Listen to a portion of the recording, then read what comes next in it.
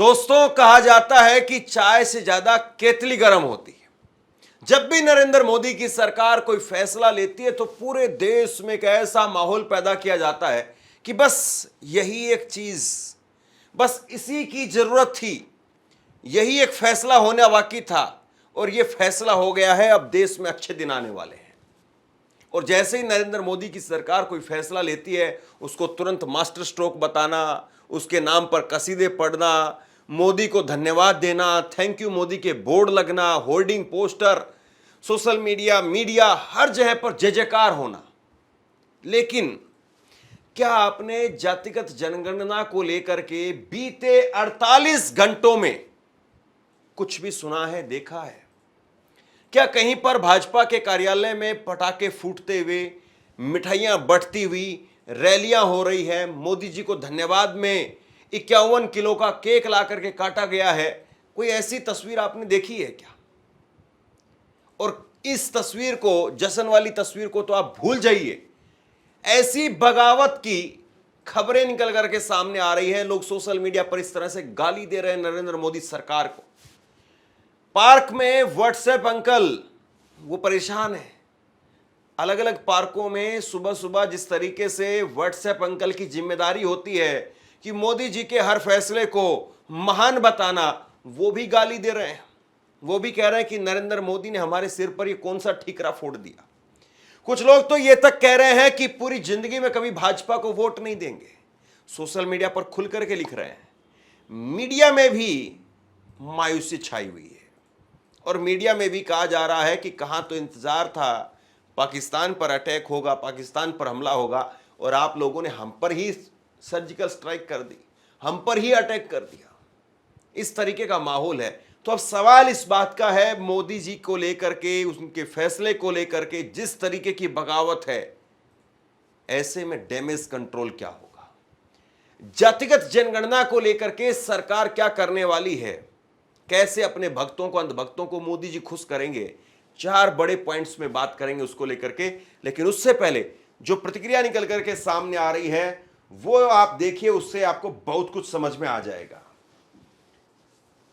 एक Twitter user है अनुज अग्निहोत्री। आज से मैं एक और प्रण ले रहा हूं।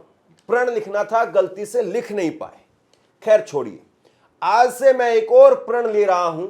अपने पूरे परिवार और जितने सगे संबंधी, नाते, रिश्तेदार हैं, सबका वोट भाजपा और महामानव के विरोध में डलवाऊंगा।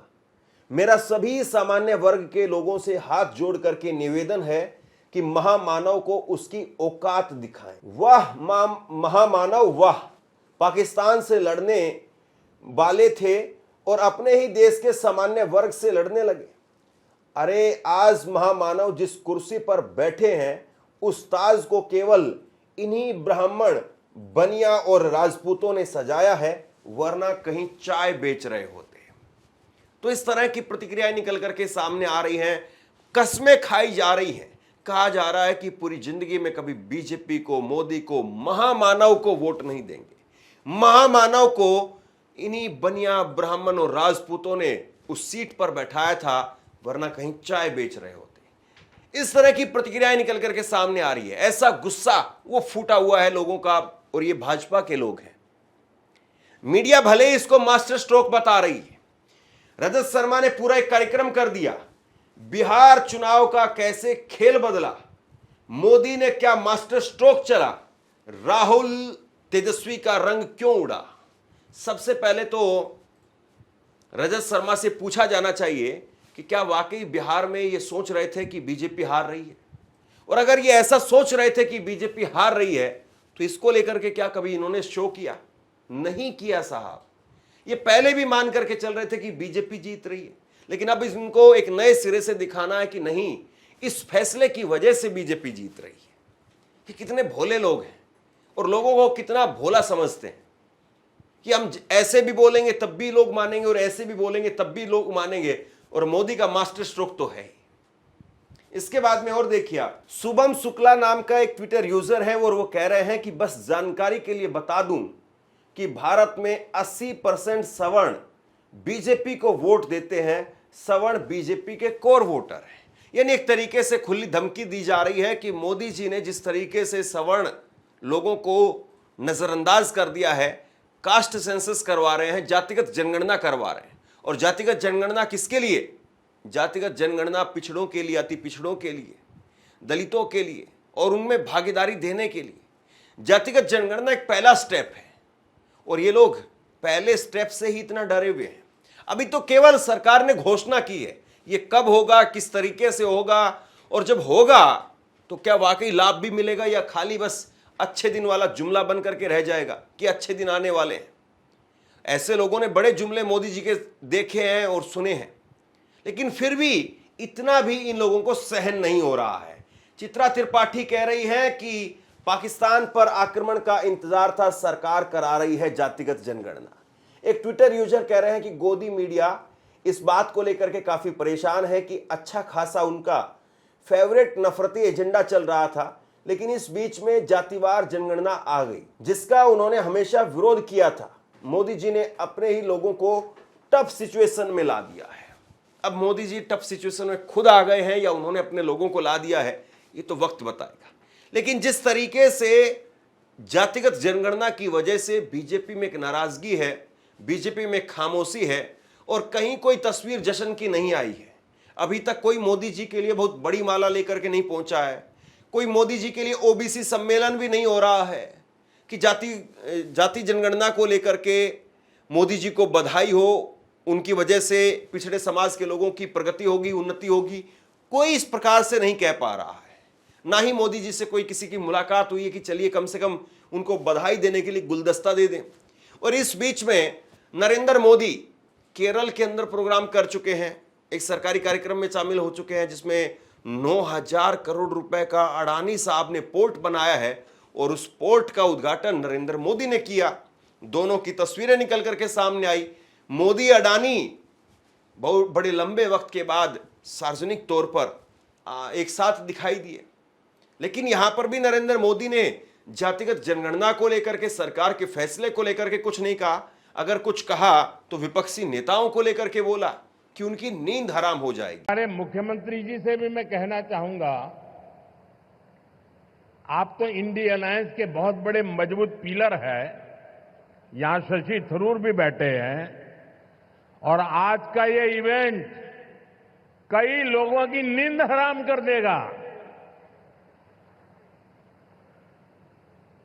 നമ്മുടെ എയർലൈൻസുമായിട്ടുള്ള ബന്ധപ്പെട്ട പ്രശ്നങ്ങൾ, അതുമായി ബന്ധപ്പെട്ട കാര്യങ്ങളിലും ആവശ്യമായ ശ്രദ്ധ നൽകണം. He could not.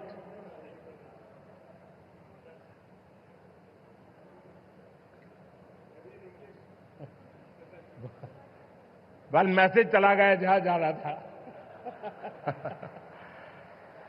इसके बाद में नरेंद्र मोदी वो पहुंचे अमरावती, आंध्र प्रदेश में। वहां पर चंद्रबाबू नायडू के साथ में मंच साझा किया, लेकिन यहां पर भी जातिगत जनगणना को लेकर के कुछ नहीं बोला।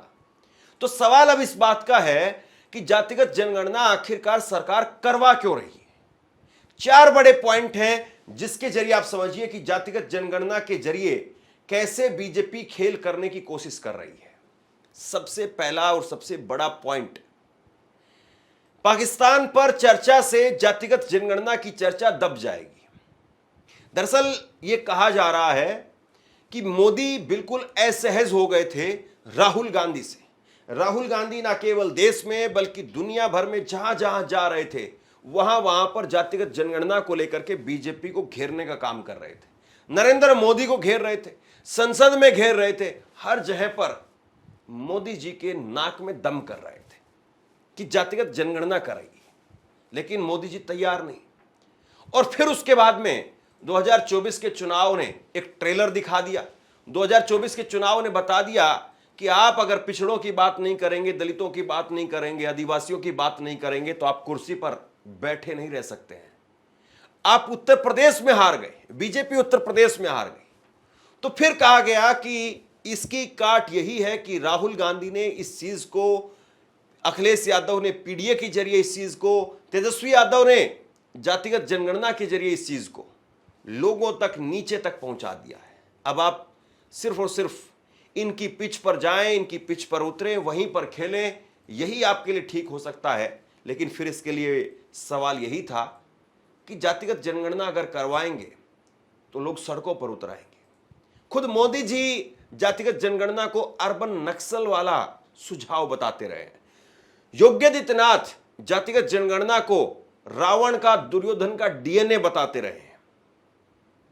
और तमाम भाजपा नेताओं की, एक भी भाजपा का नेता ऐसा नहीं है जो जातिगत जनगणना के पक्ष में रहा हो। तो ऐसे में यह समय वही सही समय था। यानी इस वक्त में पाकिस्तान को लेकर के उबाल हो रहा था, पाकिस्तान को लेकर के उबाल हो रहा था, तो इस बीच में जातिगत जनगणना को फिट कर दिया गया। अब जातिगत जनगणना पर कुछ गुस्सा है, कुछ आक्रोश है, लेकिन जैसे ही पाकिस्तान पर अगर कुछ एक्शन लिया जाएगा, सर्जिकल स्ट्राइक या कुछ भी, जो भी एक्शन लिया जाएगा, उसके बाद में चर्चा पाकिस्तान पाकिस्तान पाकिस्तान की होने लगेगी और यहां पर मोदी जी को लोग लड्डुओं से तोलने लगेंगे। उस वक्त में सब भूल जाएंगे कि जातिगत जनगणना क्या है, ये है, वो है, ऐसे है, वैसे है।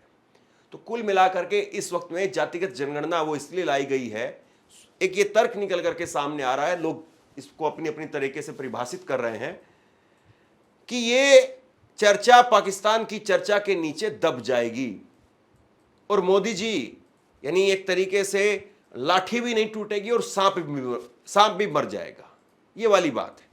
दूसरा जो बड़ा पॉइंट है वो ये निकल करके आ रहा है कि जातिगत जनगणना कराएंगे लेकिन आंकड़े नहीं दिखाएंगे, लेकिन ये बात हजम नहीं होती है। राहुल गांधी ने जिस तरीके से नरेंद्र मोदी को घेरा, नरेंद्र मोदी को स्पीच पर आने के लिए मजबूर कर दिया, तो ये बात गले नहीं उतरती है कि आप जातिगत जनगणना करवा लें और उसके बाद में आप आंकड़े सार्वजनिक ना करें। ये बात गले नहीं उतरती है। राहुल गांधी, विपक्ष के तमाम नेता और पीछे पड़ जाएंगे, तो आपको आंकड़े दिखाने पड़ेंगे और अगर आंकड़े दिखाए तो फिर बड़ा सवाल ये कि 50% की दीवार को कैसे आप तोड़ेंगे, क्योंकि अगर आपको बेनिफिट लेना है, पूरा बेनिफिट लेना है, तो पूरा काम भी करना पड़ेगा। ये जो बहुजन समाज का तबका है, बहुजन समाज के लोग हैं, ये बेचारे बहुत कमजोर लोग हैं, बहुत मेहनत से अपने अपने मुकाम उन्होंने हासिल किए हैं और वो समझते हैं इस बात को कि बगैर काम किए दिहाड़ी नहीं मिलती है, बगैर काम किए पूरी मजदूरी नहीं मिलती है और बगैर काम किए वो मुकाम हासिल नहीं होता है जो मुकाम आज बहुजन समाज के लोगों ने निकल करके और बड़े मुकाम हासिल किए हैं। तो कुल मिलाकर के बात यह है कि आप अगर जातिगत जनगणना करते भी हैं, आंकड़े भी दिखाते हैं, तो 50% आरक्षण की सीमा वो तोड़नी पड़ेगी। फिर जिसकी जितनी हिस्सेदारी उसकी उतनी भागीदारी, ये फॉर्मूला भी करना पड़ेगा, तभी जाकर के आपका बेनिफिट हो पाएगा। लेकिन अगर ये कर दिया तो फिर अगला सवाल आ जाता है कि जनरल कास्ट के लोगों को कैसे खुश करेंगे। अब दोनों हाथ में तो लड्डू हो नहीं सकते हैं कि आप बहुजन तबके को भी खुश कर दें और उसके बाद में जनरल कास्ट के लोगों को भी खुश कर दें। दोनों चीजें तो नहीं हो सकती ना। एक तरफ अब नरेंद्र मोदी के ऊपर दबाव है कि वो जनरल कास्ट के लोगों के लिए कुछ करें, और जनरल कास्ट के लोगों के लिए कुछ करने का मतलब यह है कि जातिगत जनगणना में कुछ पेच फंसा दें। इसमें बहुत लोग कह रहे हैं कि आप ऐसा करिए, यादव समाज को वो ओबीसी से बाहर कर दीजिए, इससे यह होगा कि पिछड़ा अति पिछड़ा समाज के लोग खुश हो जाएंगे, उसके साथ में सवर्ण भी खुश हो जाएंगे, और यादव में जो गरीब है उसको आप ईडब्ल्यूएस में रख दीजिए। यह तर्क दिया जा रहा है। यह भी तर्क दिया जा रहा है कि मुसलमानों की भी आप जाति जनगणना कराइए और मुसलमानों की जातिगत जनगणना करवा करके और मुसलमानों में भी जाति के हिसाब से लोगों को बांट दीजिए। मुसलमान एक मुश्त है, मुसलमान एक मुश्त होकर के बीजेपी के खिलाफ वोट डालता है, वो 20% 15% वोट पूरा का पूरा एक मुश्त बीजेपी के खिलाफ चला जाता है। अगर मुसलमानों को भी जाति के अंदर बांट दें तो हो सकता है कि फिर बीजेपी को फायदा हो जाए। तो तरह तरह से डैमेज कंट्रोल करने की तैयारी चल रही है, लेकिन सवाल इसी बात का है कि इस वक्त में मोदी जी को लेकर के जो नाराजगी है, बगावत है, उसको बीजेपी कैसे कंट्रोल करेगी। और ये केवल बातों से नहीं होने वाला है। नरेंद्र मोदी इस वक्त में एक ऐसी पिच पर हैं जहां पर सबसे ज्यादा वो परेशानी झेल रहे हैं। अभी तक हर चीज जुमले के तौर पर पेश की गई, जुमले के तौर पर लोगों ने उसको एक्सेप्ट कर लिया और कुछ समय के बाद लोग उसको भूल गए। लेकिन पहलगाम पर, पाकिस्तान पर अगर एक्शन नहीं हुआ तो फिर लोग नहीं भूलने वाले हैं और उसकी कीमत नरेंद्र मोदी सरकार को चुकानी पड़ेगी। पूरा देश इस वक्त में पहलगाम पर जो आतंकी हमला हुआ उसको लेकर के पाकिस्तान पर एक करारा प्रहार चाहता है। अब किस तरीके से होगा वो सरकार तय करे, लेकिन अगर ये ऐसे ही बस इधर उधर से जलेबी घुमा करके हो गया। आज की खबर देखिए आप, ये भारत सरकार ने पाकिस्तान के प्रधानमंत्री का यूट्यूब चैनल वो भारत में ब्लॉक कर दिया है। 4 अलग अलग क्रिकेटर्स का इंस्टाग्राम वो ब्लॉक कर दिया है। अब इस तरीके से अगर आप जवाब देंगे तो फिर विपक्ष पूछ रहा है कि सरकार की रणनीति स्पष्ट नहीं है और यह जवाब हो भी नहीं सकता है। पाकिस्तान के प्रधानमंत्री के यूट्यूब चैनल को भारत में कौन देख रहा था? आपने कर दिया ये, इससे लोग संतुष्ट नहीं होंगे। तो पहली मुसीबत नरेंद्र मोदी के सामने, पहला परीक्षा की घड़ी, इस वक्त में जो कठोर परीक्षा की घड़ी है वो है पाकिस्तान को लेकर के कि आप क्या एक्शन करते हैं। दूसरी परीक्षा की घड़ी नरेंद्र मोदी के सामने वो ये है कि आप जातिगत जनगणना को लेकर के जनरल कास्ट को कैसे खुश करेंगे, और जनरल कास्ट को अगर खुश करेंगे तो बहुजन तबके को जो आप कह रहे हैं क्या उसको करके दिखा सकते हैं? यह भी अपने आप में बड़ा सवाल है। यानी कुल मिलाकर के इधर कुआं इधर खाई और सामने तो समुंदर है ही। अब सवाल यह है कि नरेंद्र मोदी कैसे अपने आप को बचाएंगे, कैसे बीजेपी को बचाएंगे। आप क्या सोचते हैं नीचे कमेंट बॉक्स में लिख करके जरूर बताइए। इस वीडियो को शेयर कीजिए और इसी तरह की तमाम खबरों के लिए ऑनलाइन न्यूज़ इंडिया को सब्सक्राइब कीजिए। धन्यवाद।